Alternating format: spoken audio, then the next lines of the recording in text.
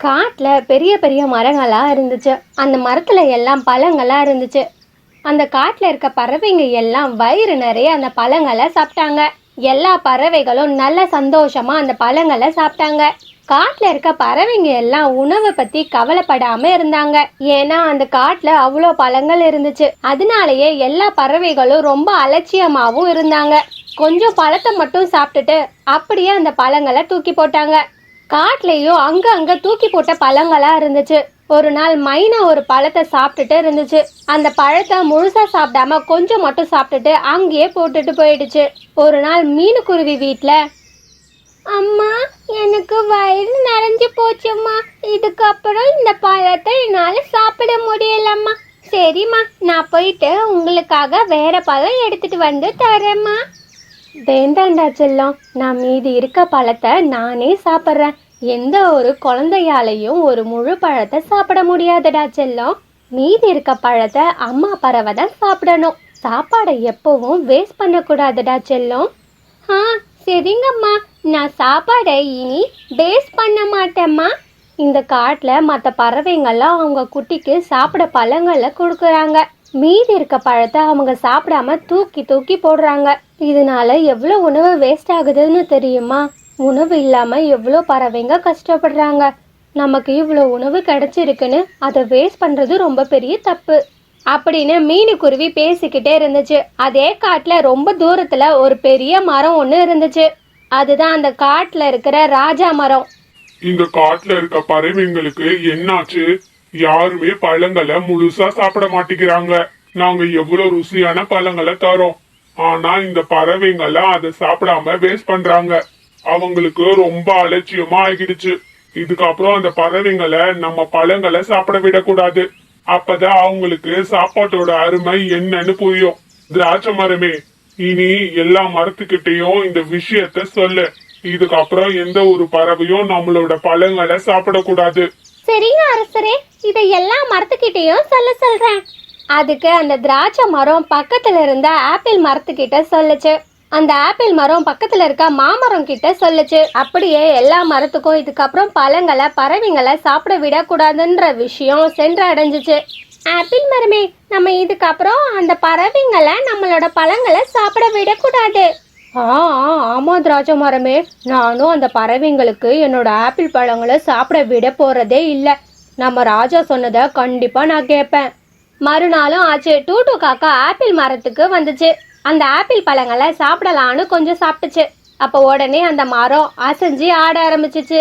ஆட, இந்த மரத்துக்கு என்ன ஆச்சு? எதுக்கு இப்படி ஆடுது? என்னன்னு அந்த மரத்துக்கிட்டயே போய் கேட்கலாம் அப்படின்னு சொல்லிட்டு டூட்டு காக்கா அந்த மரத்துக்கிட்ட பேசுறதுக்காக போச்சு.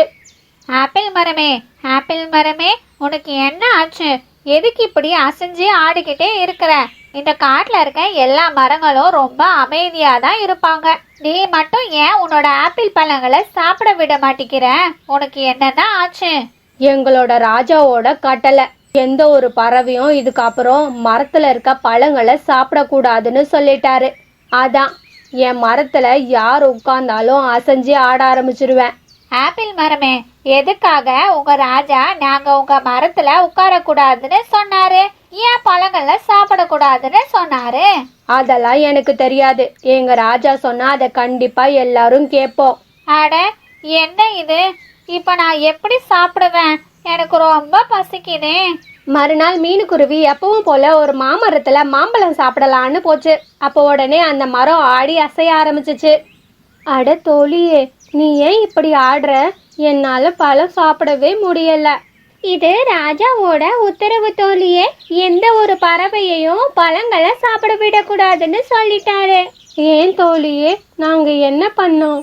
மீனுக்குருவி, நீ நல்ல குருவின்னு எனக்கு தெரியும். நீ இது வரைக்கும் எந்த ஒரு பழங்களை வேஸ்ட் பண்ணதே இல்லை. அதனாலதான் நான் உனக்கு மட்டும் ஒரு உண்மையை சொல்றேன். இந்த காட்டுல இருக்க மற்ற பறவைங்க எல்லாம் எங்களோட பழங்களை கொஞ்சம் மட்டும் சாப்பிட்டுட்டு தூக்கி தூக்கி போடுறாங்க. இதனால நிறைய உணவு வீணாகுது. இதையெல்லாம் பார்த்தா எங்களோட ராஜா கோவப்பட்டு இப்படி சொல்லிட்டாரு. எல்லாரும் பண்ண தப்புக்கு நான் என்ன பண்ணுவேன்? என்னோட குழந்தை ரொம்ப பசியில இருக்குமே. நீ கவலைப்படாத மீனு, நான் உனக்கு ஒரு மாம்பழம் மட்டும் தரேன். நீ இத உன்னோட குட்டிக்கு போய் கொடு. இந்த பழத்தை கொடுத்த விஷயம் யாருக்கிட்டயும் சொல்லிடாத. உனக்கு ரொம்ப நன்றி மரமே. அதுக்கப்புறம் மீனுக்குருவியும் அந்த மாம்பழத்தை எடுத்துக்கிட்டு போய் அதோட குட்டிக்கு கொடுத்துச்சு. இப்படியே 2-3 நாளும் போச்சு. எல்லா மரங்களும் பழங்களை சாப்பிட விடாததுனால எல்லா பறவைகளும் ரொம்ப பசியா பட்னியா இருந்தாங்க. அப்ப அந்த இடத்துக்கு மீனுக்குருவி போச்சு. இந்த மரங்கள்லாம் ஏன் இப்படி பண்றாங்க? இப்படியே விட்டா நம்ம பசியிலேயே செத்து போயிடுவோம் போல. இதுக்கு எல்லாம் காரணம் நீங்க அலட்சியமா உணவை வேஸ்ட் பண்ணதுனால தான். நம்ம உடனே ராஜா மரத்துக்கிட்ட போய் மன்னிப்பு கேட்டு பார்க்கலாம் வாங்க. அதுக்கப்புறம் எல்லாரும் பறந்து ராஜா மரத்துக்கிட்ட வந்தாங்க. ராஜா ராஜா, நீங்க கோவமா இருக்கிறது சரிதான். நாங்க இதுக்கப்புறம் எந்த ஒரு பழத்தையும் வீணாக்க மாட்டோம் ராஜா. எங்கெல்லாம் மன்னிச்சிடுங்க அப்படின்னு எல்லா பறவைகளும் அந்த ராஜா கிட்ட மன்னிப்பு கேட்டாங்க.